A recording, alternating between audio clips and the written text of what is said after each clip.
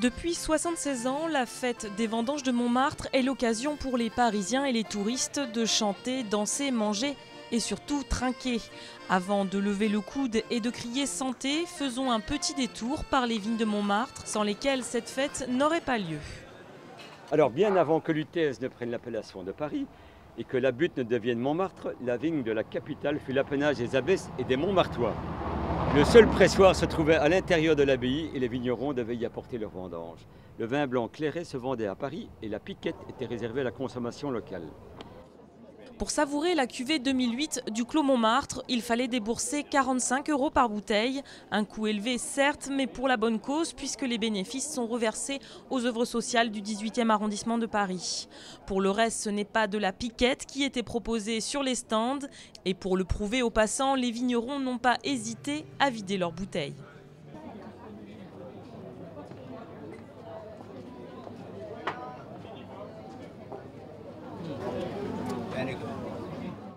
Pendant ces 3 jours d'octobre, parcourir les alentours du Sacré-Cœur revenait presque à faire un tour de France. Les vignerons étaient là pour défendre les couleurs et surtout les saveurs de leur région. Les Amis de Brouilly, on se situe à 50 km au nord de Lyon. Et en fait, on est en plein cœur du Beaujolais, puisqu'on est un des crus, des 10 crus du Beaujolais. Nous, on est sur du pinot noir, pinot meunier en rouge et en rosé.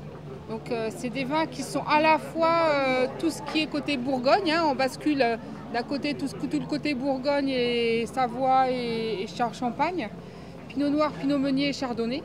Et puis de l'autre côté, on a une autre deuxième appellation qui est du Cabernet Franc. Et le Cabernet Franc, il bascule sur tout ce qui est Saint-Émilion, Bourgueil, Saint-Nicolas et il remonte jusqu'à Orléans. Après, il n'y en a plus.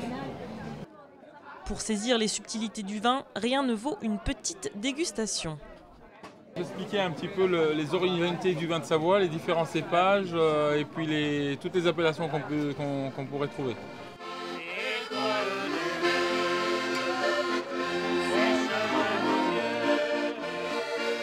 Du bon vin accompagné de musique bien franchouillarde, opération réussie, les clients sont séduits. Magnifique, c'est très bien, j'aime. Canadiens, Américains, Australiens, Japonais, les touristes étrangers venus pour visiter le quartier de Montmartre ont été nombreux à s'aventurer sur le parcours du goût.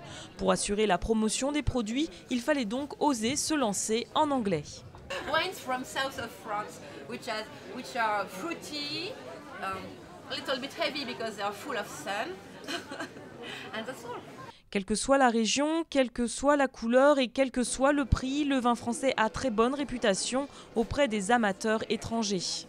What I always thought about French wine is divine. That's why I wanted to come to France. When I'm in France, I have to have French wine.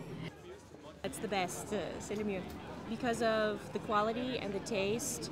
And when you drink it, especially in the States, and you compare it to other kinds of wine, you just always know it's going to be good because it's French. It is very good. I'm from California and we have some very good wines as well. While I'm in France, French wine is best. In California, maybe a different answer.